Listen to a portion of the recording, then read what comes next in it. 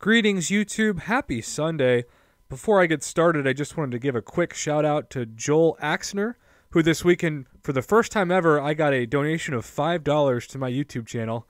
8 months in, I finally got someone who was happy enough to give. And just a heads up, every single penny that you give goes straight to upgrading my very much needed equipment, a little bit behind the curtain, if you will. I'm currently recording my video, as I do all my videos, on a 10-plus-year-old laptop that if you heard the laptop fan from it, you'd know it probably sounds like it's about to explode. So if you just don't hear from me and the video stop, maybe my laptop exploded. That'd be quite the way to go out. But anyhow, thank you again to Joel for being the first person ever to donate to my channel, and I really appreciate everyone's support, even if you don't donate.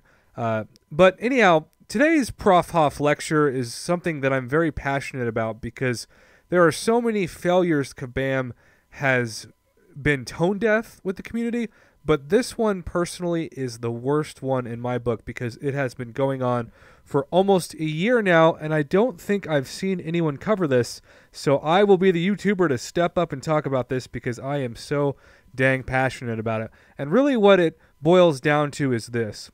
We have not seen an appropriate level of accessibility to 5-star awakening gems in the current state of the game. The game is still so focused on milking the whales that they're still giving out 4-star awakening gem crystals when really they should be 5 stars. And I'm blessed enough to have these two in front of you. I've got this tech one, which I've been saving for Stark Spidey, and also a science one, which honestly I'd love to use on Quake if I ever get her. But other than that, I haven't gotten a 5-star awakening gem in months. And this was especially something I wanted to talk about in light of the $500 Vision offer because everyone, including myself, at first touched on what we thought was the craziest part of that, and that's the $500 price tag.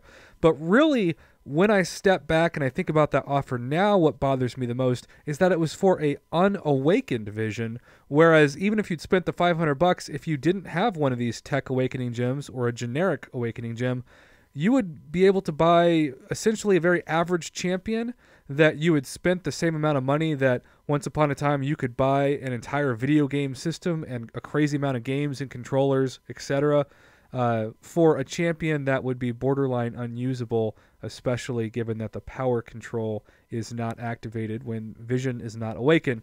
So I'm going to do a little history lesson for you. Take it back to July 4th of 2017. This is approximately 9 months ago, almost 10 months ago.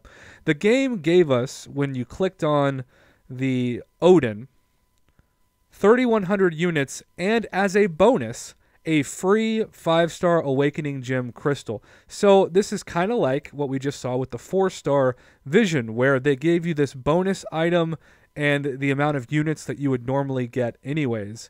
And I love those kind of offers because even though I realize that free-to-play players still can't really cash in on them unless you use Swagbucks like I do and get free iTunes or Google Play credit, you still have the opportunity to get this 5-star awakening gem.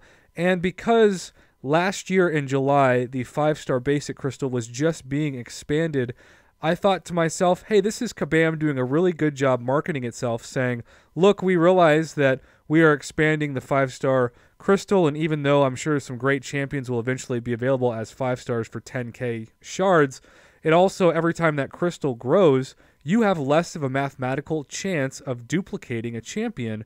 So in order to compensate for that, we're going to start giving you more chances to get 5-star awakening gems, even if they're the crystals and not the generics. So that was July 4th. Then Act 5 came out, and of course in Act 5, we had, for the last couple of chapters, the ability to get multiple 5-star awakening gems. And this helped. You know, this helped. When you look at Act 5, we know that you get this awesome, sexy, generic 5-star awakening gem, and also an additional awakening gem, I believe, just for completing the initial first run. So between this and then Chapter 4, which I believe, or I guess I should say chapter 3, excuse me. Yeah, there it is. You got an additional 5-star Awakening Gem. This became available. And for a lot of in-game players, this was the best chance to get your hands on the ability to awaken one of your God tier champs. But since then, we have seen two things happen. We have seen 6-star heroes being included in the game, and even a 6-star featured hero crystal. And yet the game has remained completely silent when it comes to the accessibility of 5-star Awakening Gems. And I know that we can go on and on about the issue with gold in the game, or the issue certainly of burnout regarding the arena. But to me, if you were able to, say, take this Chadwick and Tom's Champion event, and you were able to move, because right now the big item is a 4-star Awakening Gem Crystal, and this was not easy. This was probably the hardest monthly content that we have seen in the game for the same BS rewards that don't compensate the player for the amount of items that the average player is going to have to use in order to beat it.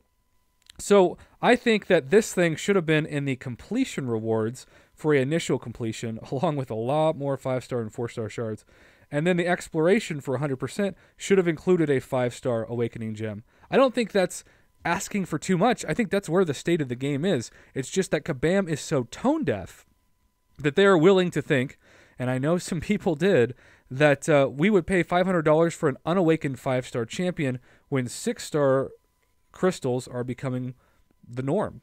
It makes no sense, and it really is another added reason why people are getting burnt out, because we now have over 100 champions in the 5-star basic crystal, which means even if you assume what I don't buy, which is that you have an even percentage chance to get each champion in the crystal, that's a less than 1% chance to duplicate the champion that you're going for that crystal.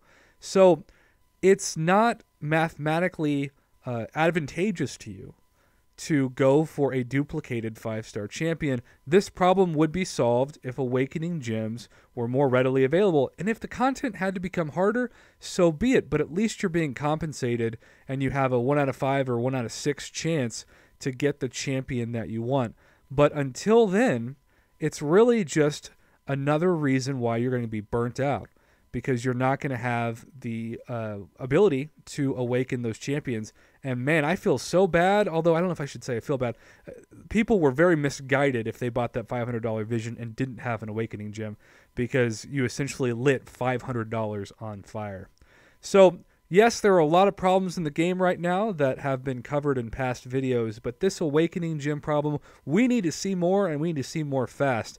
I think as the uncollected monthly event continues to evolve, that is a great place for 100% completion, where a 5-star Awakening Gem Crystal can pop up as well. If we had one of those once a month, and again, I'm not saying the generic, I'm just saying the class-based one, that would be an incentive for Kabam to continue to justify making that content harder and harder, and yet also rewarding the player. And if we knew every month that an Awakening Gem was coming, even if we didn't get the class we needed, like say you wanted to duplicate Star-Lord and you couldn't get a tech, you'd keep having the ability to want to not quit the game, because next month you're going to have another 1 out of 6 chance to awaken that God tier player. So it just makes a lot of easy sense for Kabam, because until then you're going to see the player base die off, and you don't want the people who have been most loyal to the game, and probably some of the most loyal spenders as well, leave the game because of burnout. If you promise them 12 times a year minimum that they would have a chance to awaken that 5-star Gwenpool or 5-star Archangel or whoever, you're just psychologically benefiting from giving them reasons to keep playing the game every month, even if they're not the most happy with gold issues or whatever.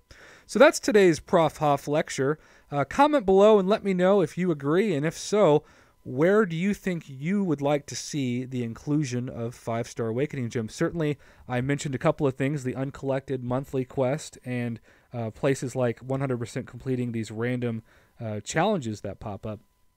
Basically, give players the incentive to want to awaken their best players, and that way when you open somebody in a 5-star or 6-star crystal eventually that you're excited about but you can't easily duplicate them, this just gives you another chance to hope for progression in the game in a natural sense that is predictable and routine, and not something that you have to just pray pops up like a July 4th offer out of nowhere.